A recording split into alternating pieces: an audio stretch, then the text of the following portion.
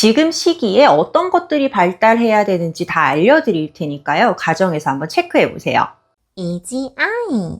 안녕하세요. 이지아이 이지쌤입니다. 오늘 영상은 아이의 언어 발달이 시기에 맞게 잘 자라고 있는지, 또 집에서 이 시기 때 어떻게 해주어야 되는지 궁금한 분들을 위한 영상이에요. 첫 번째는 12개월에서 18개월 시기 아이의 언어 발달에 대한 내용입니다. 오늘 영상은 두 가지 경우의 분들에게 필수 시청인 영상인데요. 첫 번째 경우는 지금 우리 아이가 12개월에서 18개월 사이에 해당하는 경우예요. 그리고 두 번째는 우리 아이가 지금 18개월이 넘었는데 말이 조금 느리다고 생각되는 경우입니다. 제가 말씀드리는 부분이 해당된다면 우리 아이가 지금 나이와는 상관없이 이 정도 시기의 언어 발달이구나 라고 생각해 볼 수 있는 것이죠. 그래서 이 시기 아이들이 어떤 것들을 할 수 있어야 하는지, 또 집에서는 어떻게 해줘야 되는지 다 알려드리도록 할게요. 그럼 바로 시작합니다. 자, 먼저 우리 부모님들이 가장 궁금해 하시는 거, 12개월에서 18개월 정도면 어느 정도 말을 해야 정상일까요? 제가 표현 언어랑 수영 언어로 나누어서 말씀드릴게요. 먼저 표현 언어 부분입니다.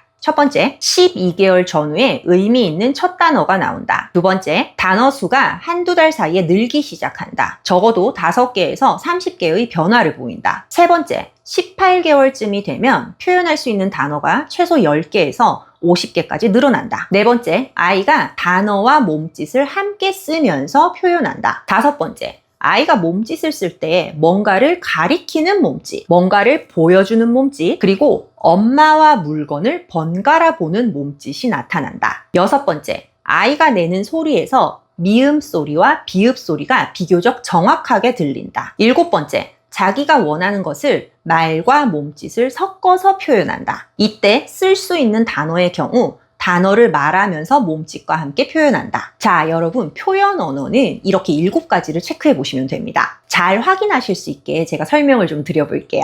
첫 번째, 부모님들에게 가장 눈에 띄는 거는 아이 입에서 의미 있는 첫 단어가 나온다는 거예요. 첫 단어라는 게 뭐냐면 아이가 그 뜻을 알고 상황에 맞게 이렇게 일관되게 쓰는 단어를 의미하거든요. 많은 아이들이 첫 단어로 엄마를 많이 써요. 그런데 엄마가 아닌 경우도 좀 있습니다. 처음으로 말을 하게 되는 단어가 아빠이거나 물, 맘마인 경우도 있었어요. 여기서 중요한 점은 발음은 조금 정확하지 않을 수도 있다는 거예요. 자동차 이렇게는 말을 안 하고 뭐 띠띠 이렇게 말할 수도 있는 것이죠. 그런데 이 소리를 그 상황에 맞게 반복적으로 일상에서 쓰면 그것을 첫 단어라고 볼 수 있습니다. 이와 관련해서 유명한 학자들이 첫 단어의 기준을 이렇게 정했는데요. 첫 번째, 따라 말하기가 아닌 분명한 의도를 가지고 한 말이어야 한다. 두 번째, 명료도, 즉 정확한 발음 면에서 엄마만 알아듣는 수준이 아니라 주변 사람도 알아들을 수 있는 수준이 되어야 한다. 세 번째, 한 가지의 상황만이 아니라 여러 가지 상황에서 지속적으로 나타나야 한다. 이런 소리가 생겼다면 우리 아이가 첫 단어를 말했다라고 볼 수 있어요. 다음으로 아이가 첫 단어를 말하고 한두 달이 지나면서 말할 수 있는 단어의 수가 조금씩 늘어나기 시작합니다. 즉, 방금 말씀드린 기준에 부합하는 단어의 수가 늘어나게 되는데요. 중요한 게 뭐냐? 단어가 늘어나는 이 숫자에 변화가 있어야 한다는 거예요. 그래서 한 달 정도 지나니까 한 5개 늘어나 있고, 또 한 달 지나니까 또 5개 늘어나 있고, 이런 식으로 변화가 있다는 것이죠. 그래서 학자들의 보고에 따르면 18개월 정도가 되면 많게는 50개까지 아이의 단어 수가 늘어나 있다고 이야기를 해요. 이때 우리 아이들 입에서 주로 어떤 단어들이 늘기 시작하냐면 엄마, 아빠, 물, 까까, 맘마, 줘, 아니야, 안아, 이거, 신발, 바지, 그 다음에 의성어들, 예를 들어서 멍멍, 꿀꿀 이런 소리들이요. 또 자주 먹는 음식들, 과일들 이름. 만약에 아이가 할아버지랑 할머니를 자주 본다면 할미, 할비 이런 단어가 나올 수도 있고요. 그 다음으로 여러 가지 집에 있는 사물들의 이름이 나오게 됩니다. 컵, TV, 의자 같은 단어들이죠. 근데 만약에 우리 아이가 이 부분이 지금 안 나오고 있다면 어떻게 해줘야 될까요? 저 이지쌤이 방금 말씀드린 단어들 위주로 아이에게 많이 들려주셔야 돼요. 이때 길게 말고 짧게 여러 가지 단어들을 붙여서 많이 들려주지 마시고 방금 말씀드렸던 단어들 위주로 천천히 짧게 들려주시면 좋습니다. 그 다음 이 시기 때는 몸짓이 엄청 중요한데요. 왜냐하면 이 시기 표현은요, 언어 자체를 말소리로 표현하는 것도 중요하지만 아이가 의사소통을 하려는 태도, 즉 의욕이 엄청 중요한 시기거든요. 그래서 이게 발달하다 보니까 아이의 몸짓이 많아집니다. 아이가 하는 몸짓을 보면 얘가 뭘 표현하려는지가 눈에 딱 보이는 그런 시기예요. 그래서 아까 목록에서 말씀드린 대로 뭔가를 가리키는 몸짓이랑 무언가를 보여주는 몸짓, 또 사람과 물건을 이렇게 번갈아 보는 몸짓이 나오는지를 확인합니다. 이때 역시 이 몸짓을 따라하는 게 아니라 자기가 자발적으로 이 몸짓을 쓰는지를 확인해 주셔야 돼요. 근데 만약에 이런 몸짓이 안 나온다면 어떻게 해야 할까요? 엄마가 가정에서 이러한 동작들을 몸으로 직접 많이 보여주셔야 해요. 굳이 말할 때 뭘 가리키면서 말씀하시고요. 아이랑 같이 놀 때 이걸 같이 보자, 이런 몸짓을 보여주시고, 또 놀 때 아이를 한번 쳐다보고 또 장난감을 한번 쳐다보고 하는 걸 좀 과장해서 보여주시는 거예요. 다음, 아이의 발음에 있어서 적어도 미음 소리랑 비읍 소리, 또 나아가서는 니은 소리가 비교적 정확하게 들리기 시작합니다. 그래서 이러한 소리가 조금 부정확하다, 우리 아이가, 이런 경우에는 이러한 소리가 들어간 단어들을 조금 천천히 오버해서 들려주시는 게 좋아요. 바지 이러지 마시고요. 바지라든지 나비, 엄마, 이런 식으로 들려주시는 것이죠.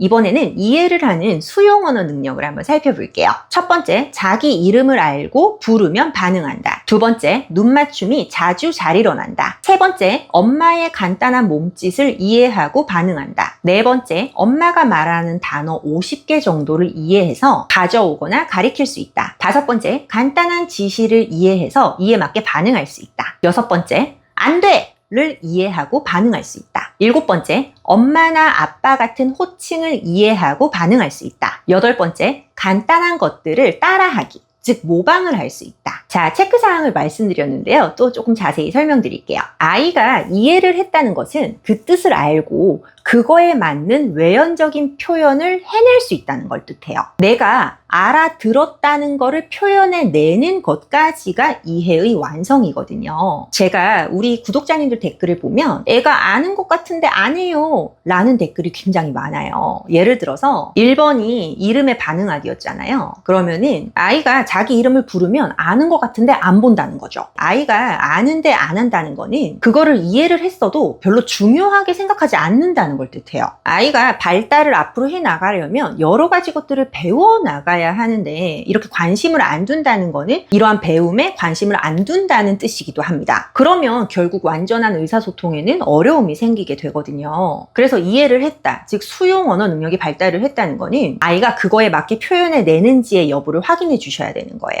그래서 아이의 이름을 부르면 아이가 한번 보거나 알아들었다는 행동을 취하는지를 확인해 주세요. 다음으로 눈맞춤은 제가 영상에서도 많이 말씀을 드렸죠. 아이가 뭘 원할 때만 보는 거는 안 돼요. 재밌는 거를 보여주거나 또 아이가 엄마랑 같이 뭘 하고 싶어서 또 자기 속상하니까 알아달라고 등등 이렇게 다양한 눈맞춤이 질적으로 일어나는지를 확인해 주셔야 됩니다. 그래서 이거는 어떻게 하시냐면요. 하루 날을 잡으셔가지고 아이가 먼저 나를 이렇게 볼 때마다 핸드폰을 꺼내서 그 상황을 잠깐 적어 놓으시는 거예요. 과자 뜯어달라고 봤다. 장난감 같이 하자고 봤다. 그냥 밥 먹다가 쳐다보면서 웃었다. 이런 식으로 말이죠. 이렇게 작성을 한 뒤에 그 상황들을 점검해 보시면 좋습니다. 다음으로 엄마가 몸짓을 쓸 때, 즉 뭔가를 엄마가 이렇게 가리키거나 도리도리 하거나 엄마가 까꿍 하면은 아이가 웃는다든지, 또 엄마가 뽀뽀 이런 제스처를 하면 아이가 뽀뽀를 해준다든지, 이렇게 어른이 몸짓으로 표현했을 때 아이가 그에 맞게 반응을 하는지를 확인해 주세요.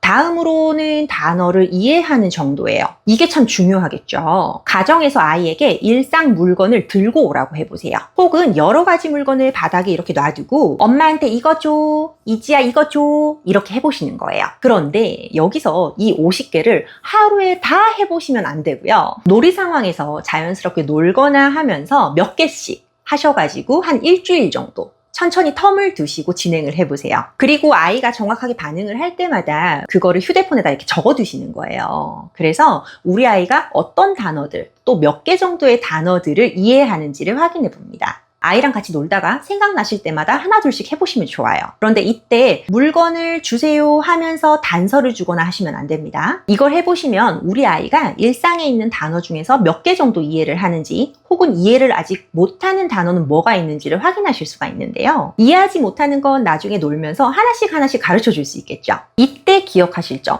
이렇게 단어를 물어보실 때요, 꼭 신체 부위를 포함해 주세요. 눈, 코, 입을 시작해서요, 손이나 발, 머리 이런 것들도 어딨지? 이렇게 물어보면서 이 신체 부위를 이해하고 있는지를 확인해 주시면 좋습니다. 다음으로 지시에 대한 반응인데요. 여기서의 지시는 동사, 즉 어떤 행동에 대한 지시를 뜻해요. 대표적으로 앉아, 이리 와, 줘, 빠이빠이 해, 넣어, 버려, 열어, 닫아, 눌러, 먹어, 잡아 이런 동사들로 지시를 해보세요. 이지야, 칫솔 잡아, 이지야, 이리 와 이런 식으로 해보시는 거죠. 만약 이런 동사에 대한 지시에 아이가 반응을 못한다면 이런 동사를 반복적으로 들려주면서 아이에게 가르쳐 줄 수 있습니다. 다음으로 안 돼인데요. 이 시기 안 돼라는 거는 아이가 처음으로 만나는 규칙이라고 볼 수 있어요. 이제 행동에 있어서 구분을 하게 되는 시기인 건데요. 그전까지는 아이가 먹고 싶으면 먹고 자고 싶으면 자고 이러면서 살다가 이제 본격적으로 되는 것과 안 되는 것을 구분해서 가르쳐야 되는 시기인 것이죠. 그래서 이걸 가르치는 게 정말 중요합니다. 아이한테 안 돼! 이랬을 때 이 말을 이해했다면 아이가 주춤하거나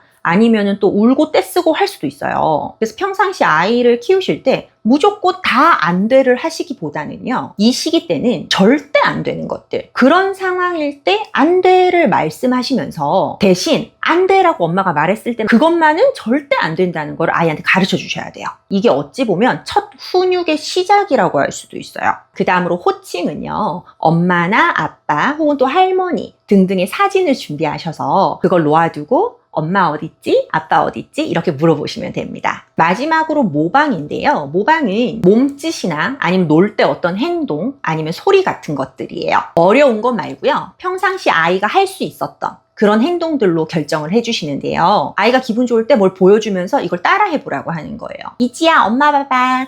까꿍. 이지도 해볼까? 이런 식으로 하시는 거죠. 만약에 이게 어렵지 않은 행동이었다면 아이가 모방을 할 수 있어야 되겠죠.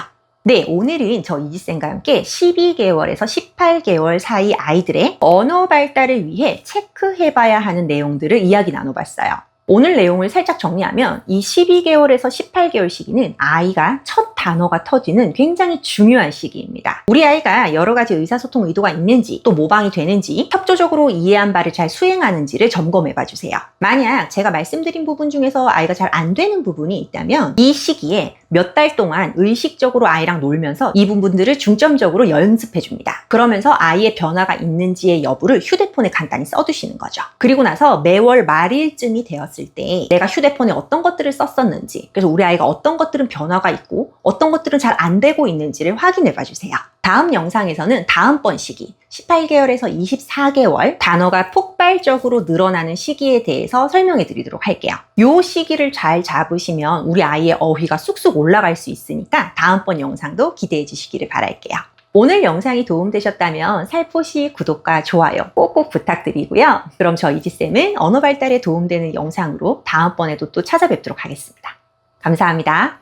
안녕!